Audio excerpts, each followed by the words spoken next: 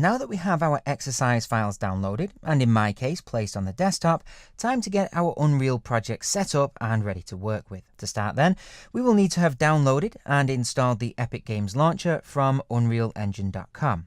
And then make sure that we have the latest version of the Unreal Engine installed from inside it, which in my case is 4.19.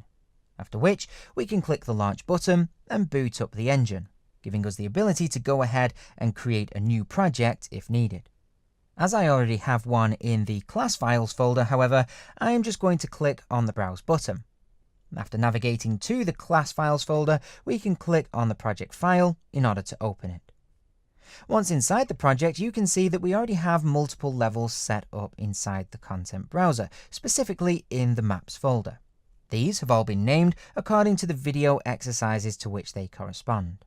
Some presentations will have multiple levels that need to be used, and so these have been given a letter suffix that just determines the order in which they need to be loaded, with a simple double click on the level in the content browser being enough to load it up. Now, if you don't have access to the actual class files that I'll be using, you can still grab the original project and so follow along with the course in that way by coming back to the Epic Launcher, and if we click to enter the Learn section, you can see that we have a number of useful projects ready to be downloaded. Scrolling down the list, the one that we want here is the realistic rendering example. And if we click on this, we can then choose the engine version that we want to create the project for.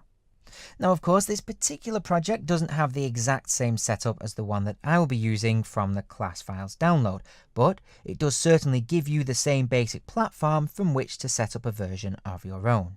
Well, now that we have the project set up and ready to work with, let's dive in there and take a look at the stuff that we will be working with as we move through the course.